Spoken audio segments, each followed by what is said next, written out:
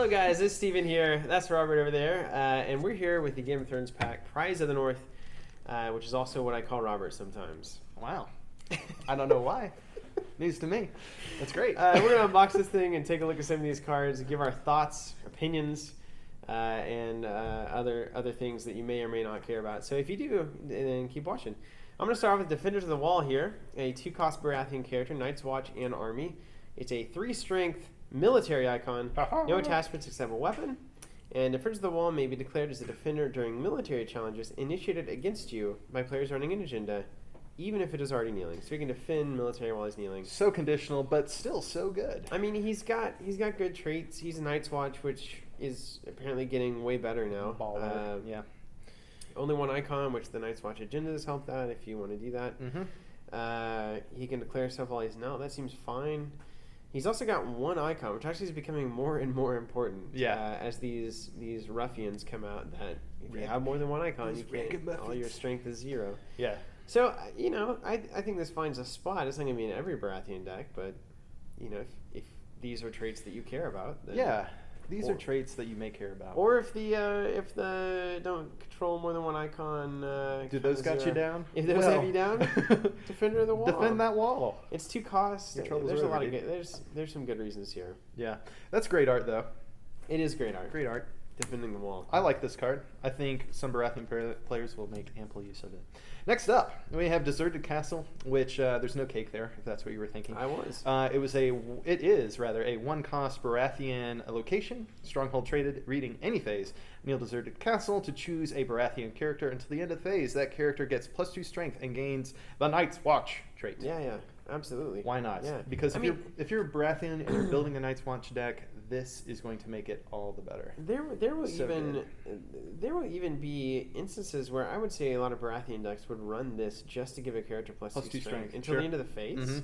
It's like 1 cost every phase. How many vigilant guys do you need to give a strength boost to have renown or any number of scenarios that you can slice it down?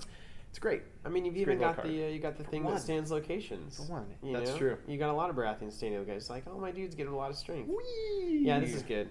Why not? Why not? This is wonderful. Baratheons, way to go. Woohoo! Oh, a new wall. Hey! 3 costs. The Wall. It's unique, and it is the North traded. Prized 1. If it's winter, each of your Night's Watch characters gains a power icon and the Baratheon affiliation. This is somewhat unheard of. Gaining affiliations. That's crazy. Any phase, kneel on the wall to stand all Night's Watch characters you control.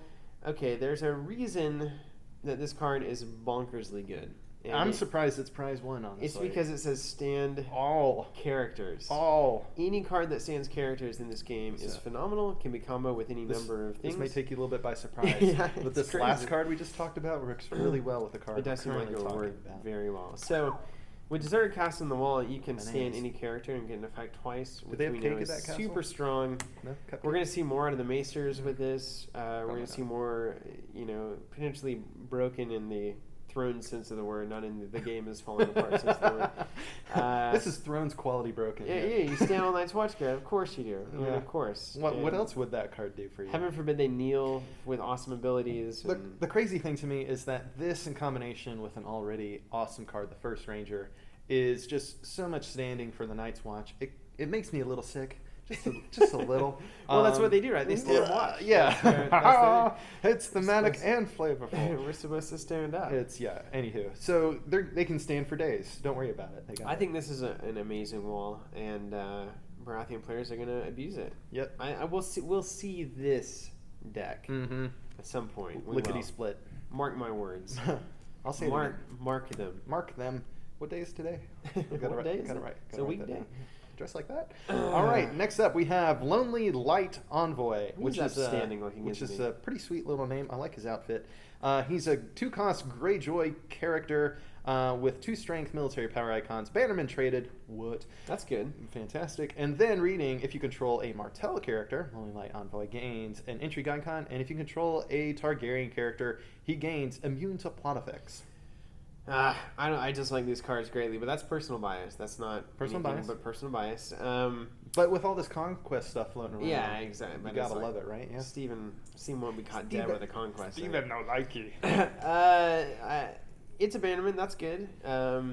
getting into Gaikon is nice. It's not worth writing home about. Mm-hmm. But immune to plot effects, you can't Valor him. Yeah, it's true. That's pretty something. awesome. Yeah, pretty awesome. I'll take it. So there he is. I mean, if I'm Mr. Bannerman, it's going to be very hard for me as a Greyjoy player to ever have both of these things happening. I mean, you're splashing Daenerys Targaryen anyway in all your decks. I've seen it. So this is awesome for just like staying around the whole time. That's true. And hey, isn't there a assassin guy, supreme dude who's all houses? Oh, Jaqen Hagar? He's all houses. He's right? all houses. So he would trigger all of these envoys. Clever. So be aware of that kind I like of stuff. it. Yeah. Also, like Dragon Chaser, that weird Greyjoy target character that you probably shouldn't play Intimidate anyway. and Ambush. It's wonderful.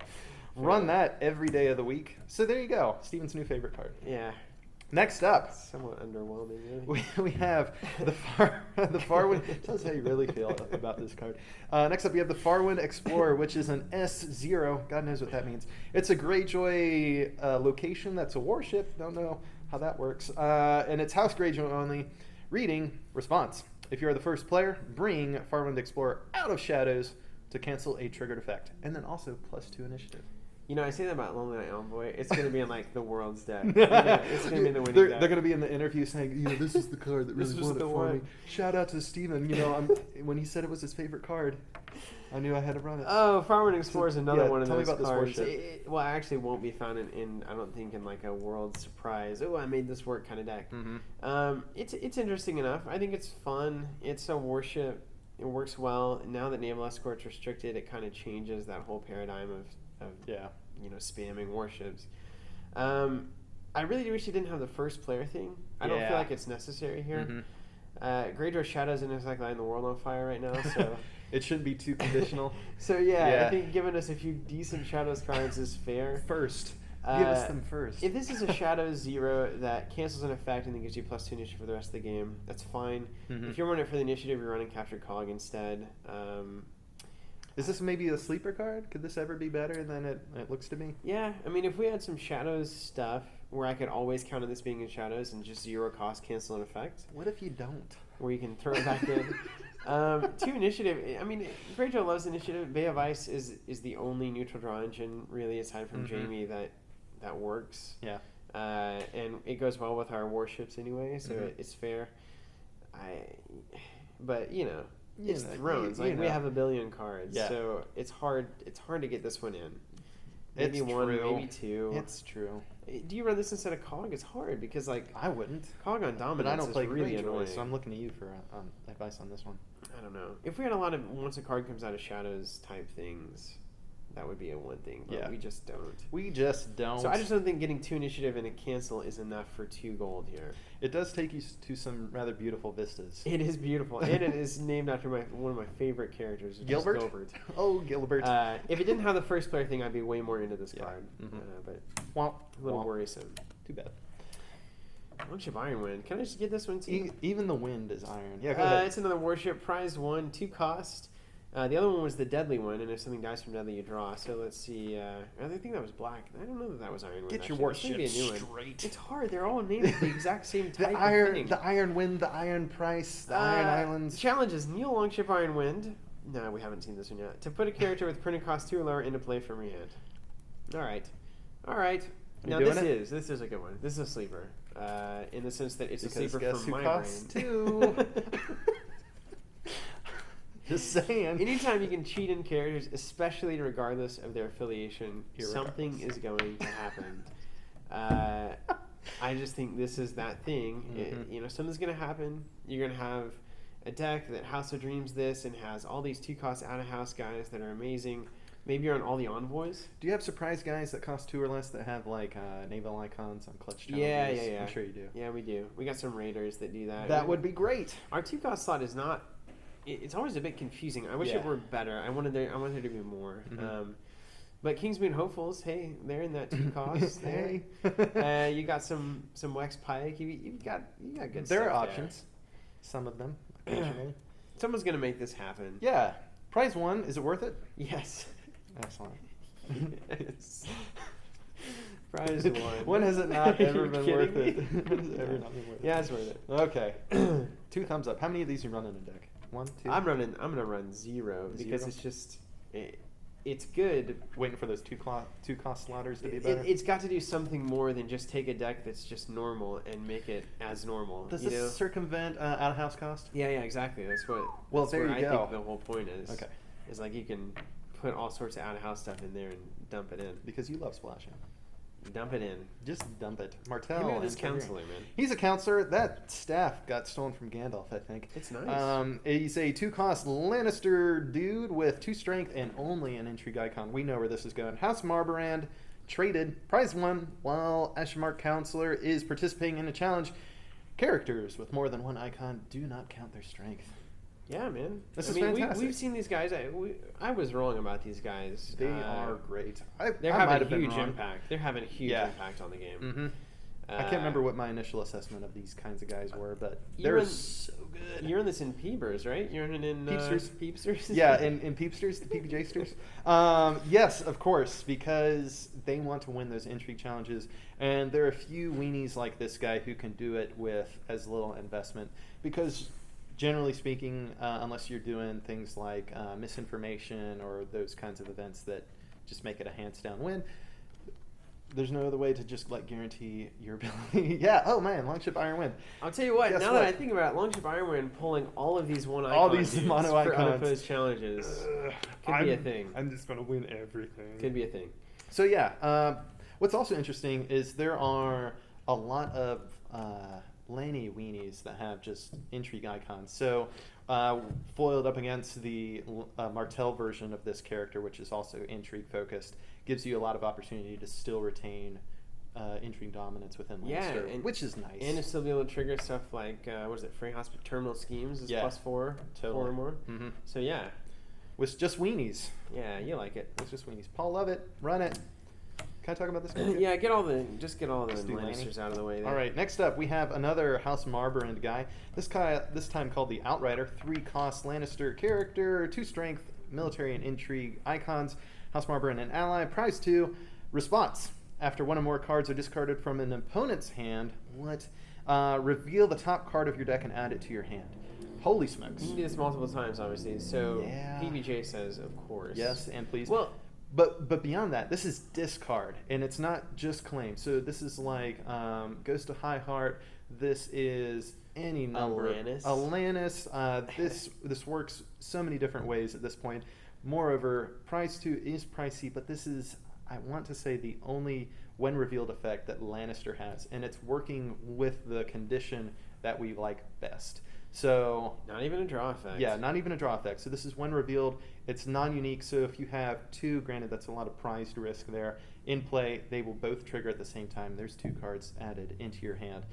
I think this is really fantastic. Yeah, it has ally. This could be insane. Yeah, there are some hangups here. Don't get me wrong. Yeah, it had to have them though, or else it was blowing things out of the water. Yes.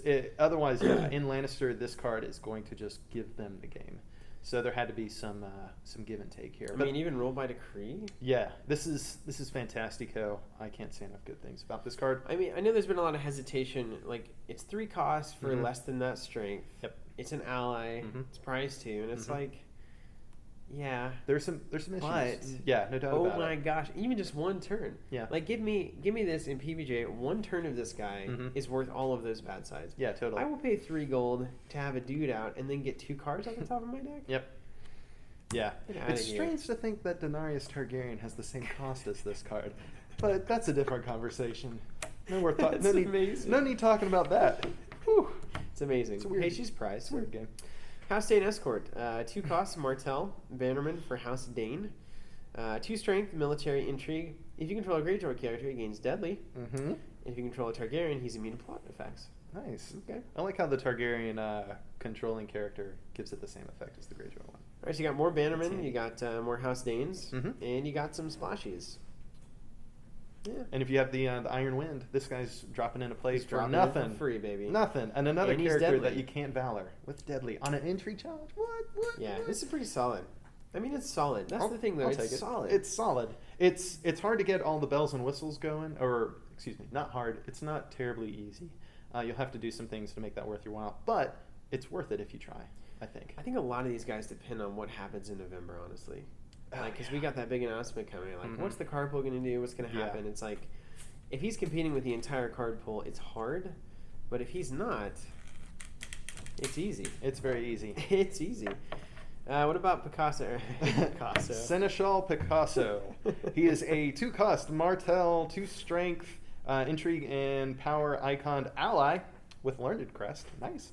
Response: after Seneschal Picasso leaves play, choose a prized character in your dead or discard pile and put it into play under your control. Seems fair. I mean, it seems fun. And you've got outwit potential here. You've got a crest just for being a crest. He's an ally, which doesn't matter too much. Yeah. I mean, there are certain decks that are going to love this, right? Would you like this cup? Hey. Certain decks are going to like this. But do you like it? It's hard for me. For me to think about Martel cards is just so foreign to the way that I ever process information. Only like domestic Martel It's cards. just very difficult. I know there are some hidden uses for this. I know there are probably some cards right now that if I had the entire binder in front of me, I could be like, aha, this prize card, which generally I play or it gets discarded or whatever, would be nice to cycle with this guy. I can bounce him. Man, there's a lot of. I think this guy could be manipulated pretty nicely. That's the Martel card thing, right? Yeah, it's not like at face value, most Martel cards are just kind of like nothing on paper. And then you like compare it to even one other Martel card, and it's like this is game breaking. Yeah, in the of course Game of Thrones kind of way that we like. All right, Ricasso. I can't think on him anymore. I'll go. Who's Ricasso? Go crazy. Oh, this guy. Let's talk about Elia Sand. Speaking of that long shift that's popping 2-costers in, this is one that I would pop in. She looks super hangry. She looks hangry, and she looks like she's straight from the Deadlands universe, doesn't she? Yeah, I can see this in Doomtown or something. She's right in the west there. She's in the Wild West. Is that a saddle? It's 2 costs, Elia Sand, unique, Sand Snake, and a Bastard. She's 2 strength with a military and intrigue icon, and she has prized 1, which means she'll be amazing. Challenges: choose an opponent who controls more characters than you. You may declare an additional intrigue challenge against that opponent this phase. Robert, how do you feel about this card? Not good. The Lannister player in me is furious. I could shriek forever. Because this is the kind of effect that we want, but it's not the kind of trigger that we could ever really reliably hope to get. Because when does Lannister really have the fewest cards? You could do non-weenies, but then it's like, that's less fun. That is less fun. Well, my Lanny weenies are the best. So for Martel, though, this is great. More fuel for the Hyper Viper. Give him an extra challenge. Why don't you? Because why not? I just don't get that. Me either. It would all make sense if the Viper were restricted or something like that. That way you were sacrificing quite a bit in order to get 13 power in one turn because he has renown and you're doing 5 or 6 challenges. It's a little confusing. But hey, we don't have any spite. It's Game of Thrones. We can do whatever we want. Just do it. So yeah. You got a bastard here. That's a sand snake. Man, it's wild. It's a powerful card. It's no wild, doubt about it. It's a great card. I don't know where this came from or why it exists, but it came out of this pack. It's there's very little answer to your not literal question. That just that and the Viper together is. I know. I guess it's thematic. It makes sense.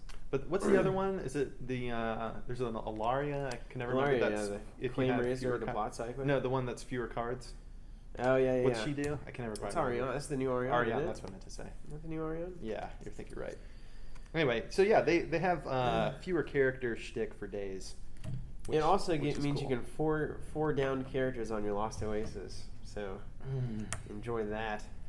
At Riverland's Hunter, let's talk about the old House Tully man here. He's a Stark, 2 strength, and a military icon here. Prize 1. While Riverland's Hunter is participating in a challenge, characters with more than 1 icon do not count their strength. Wow, unprecedented. Yeah, we've never seen this. No, this is good, right? This is super solid. It's beautiful. As I said, we've been kind of undervalued these guys, and they are quite significantly important. Our minds are changed. Great on defense, great on offense. Military lockdown is actually less potent, I feel like, than an intrigue lockdown. But or power lockdown. You see that horse lord just doing some work. It's like I can't Like, I can win. I can have 1,000 cards, and I can have 1,000 dudes. Yeah. And it doesn't matter. Mm-hmm. Like, I can't outpower you. Yeah. It's pretty frustrating. It is very frustrating. But, yeah, you got military. But yeah, you got it.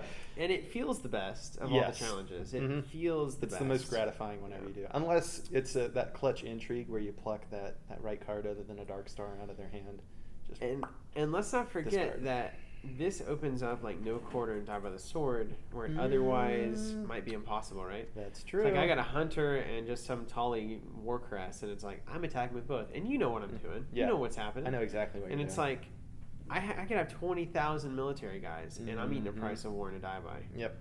It's a bummer. The cool thing that I really like about this card is it opens up people to finally start playing Warhost of the North again. To counteract this guy. Because, I mean, what, like, is that like a 7-cost character? Or I think it's 7 cost for 11 strength. I can't remember. Yeah, that's outrageous. No one's playing that guy. I'm just kidding. No one's playing. Yeah. You didn't even play him when you could put him in for free without plot, with manning city walls. Yeah, people would run Rob Stark to just drop him in. It's like, what are you doing? Warhost? It's not even worth dropping it with Rob. It's crazy. Oh, crazy. All right, there's Riverland's Hunter. Let's talk about Hand of the King. You got it? He's the Hand of the King. This is Stark. Attachment that's unique. It's title traded, prize 1, 1 cost if I didn't already say that. Lord or lady character only. That tells you something. Any phase. Kneel, Hand of the King to stand. Attached character. There it is. Why would you ever want to stand anything? There it is, man. Let me tell you, stand effects. And people wonder why Hyper Kneel isn't as good as it used to be. Jeez. Baby. The cards like this. Yeah, you can. Whenever you can stand anything, it's worth running. This is worth running at least 1, if not 2 of, because let me tell you, if you aren't running some BA Lord or Lady character in your deck that you might want to stand, it's the wrong deck. Just right off the bat. I think you put one of this in any reasonable deck. Yeah, I'd pay 3 for this. I mean, you got to be kidding me. Yeah. I'd pay 3 for this on a house. It's unbelievable. I love it. Stand them up. And in Stark, it's bananas because I don't even have to think about how many good lords or ladies they have. Any house, Nothing they but have good lords and ladies. Nothing but plenty. good lords and ladies. Yeah, so at least it'll open up, hopefully, the possibility of running Red Wedding as a plot more regularly. And of course, as with anything that says kneel to stand, watch out for macers. That's right.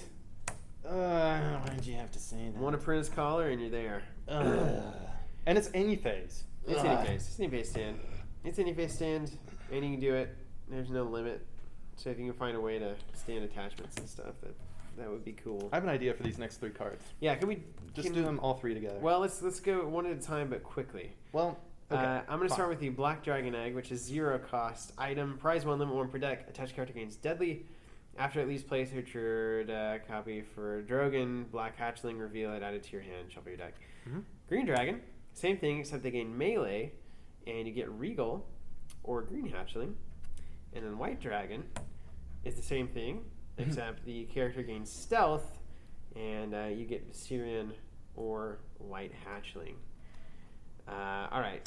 What do you think? All 3 eggs, really underwhelming. Aww. Just across the board. They do look good. Art's great. I just don't think it's.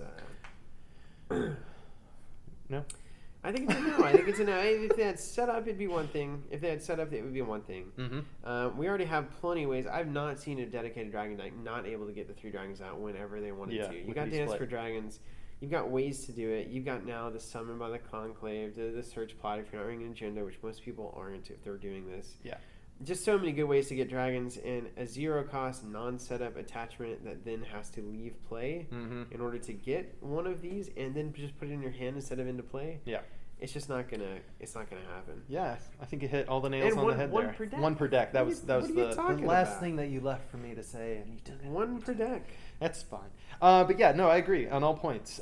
These are fairly mediocre to my eyes. Maybe opinion. White Dragon for stealth. Maybe White Dragon for stealth. Yeah. But you definitely don't want the melee one. That is just a pretty lackluster ability most times compared to most just because we don't use it enough. It's true. If you're going up against a bunch of weenies, it could be awesome. Deadly's nice on the right guy. Horse Lord, something like that. But yeah, by and large, I would not recommend running these. Not a one of them.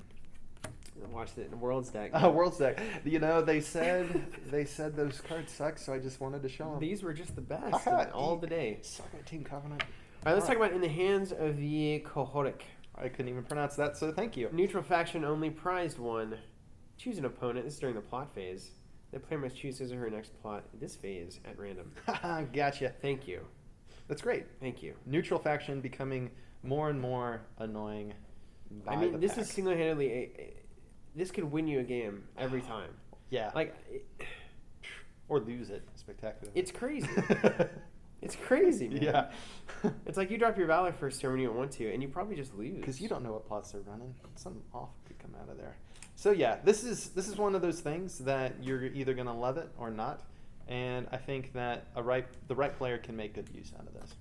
This is a great card. Neutral faction only. I want to play neutral faction just for this because it's like, ha!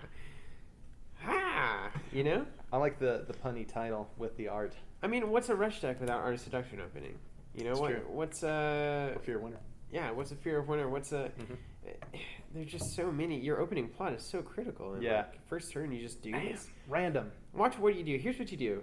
Like, if they random into their Valor on the first plot reveal, they probably did just lose that game. Or or they random into like their negotiations or their search and detain, and it's like, I just stuck you on that. Yeah. And let me throw this at you. Uh-oh. You in the hands of the Cohoric, and then you drop Rule by Decree. There you go. It's like, you start with less cards, and you have a random plot. It's like, that's huge. Yep. Crazy. Big thing there. So play neutral faction. They keep telling us to, and nobody wants to, but it's there, I think. It's just waiting for somebody. All right, next up, we have the Royal Decree, which is an event. It's neutral. It's decree traded. I don't know if that's new. Maybe first of its kind. I think I've seen one other one. One other one? Okay, fine. I think so. Fine. It's priced to. Price 2. Response. Cancel the effect, of an event card just played, in parentheses, non-prized event cards cannot cancel this effect. Yeah, that's great. That's wonderful. It's cancel. It goes in the King's Judgment slot from a lot of decks. But it also is great in rush decks to give, to start the power being around. You know, first turn it's like, well, now power challenge me, you get some, and then I'll take it back. That whole thing. Yeah. So... There's nothing like canceling a paper shield with a Royal Decree either. Or Hand's Judgment, it's like, no, I got a Royal Decree. And, you know, this does give you the final word, right? Because you can't cancel a Royal Decree. Except with another Royal Decree. Yeah. Yeah, but you can't. It takes 2. Because it's prized.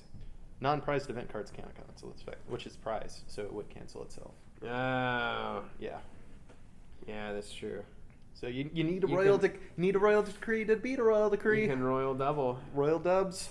I don't know. Do you like the proliferation of neutral cancel like this? I do at this steep of a cost, but then again, you know, prized has never really been, unless you're hovering at the end game where you're at extremely high power levels, been a detriment. Smart players generally, I feel, find a way to work around it, especially if they're rushy. So yeah, rush in.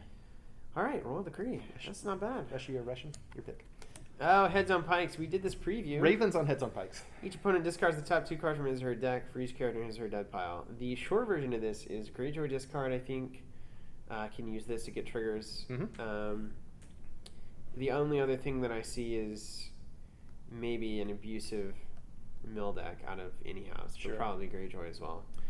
It's got some potential to really dump some cards, but this is a very niche card that I don't think we'll see terribly much use. Could be wrong. Probably. Yeah, I don't think so either. Somebody's gonna again hear that and make a world's winning. I don't think so. Yeah. Nah, I don't think it's so. kind of off my radar. But anyway, Heads off Pikes. Heads off Pikes. Tell me about the aftermath. Well, first, the Earth cooled. Actually, no. It is a 3 gold, 7 initiative, 1 claim plot called the Aftermath with prized 1. Reading, at the end of the marshalling phase, each player chooses up to 3 characters he or she controls. All characters not chosen are discarded from play, and they cannot be saved. Yeah. Yep. Wow. It's good. Too bad they aren't killed, because maybe that would just be a little too good. Yeah, weenies continue to get really just thrown under the bus here. Shafted. So, you know, I'm envisioning a deck that has Aftermath, Wildfire, and Valor, right?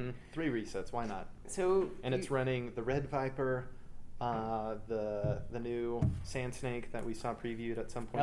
Elia. Yeah. Yeah, there's some. So you run elite characters, and then you just keep the board small. And it's got high initiative. It's very high initiative. The Aftermath is incredible. I mean, compared to Wildfire, it has prize 1, but so what? Chump change compared to this plot. So what? This is a great at the end of the marshalling phase. Yeah, this is a great I can't play any dudes really. Yeah, the only thing that really feels safe against things like that is shadow cards. Yeah. That's about it. Other than that, this is like a Martel player's best friend.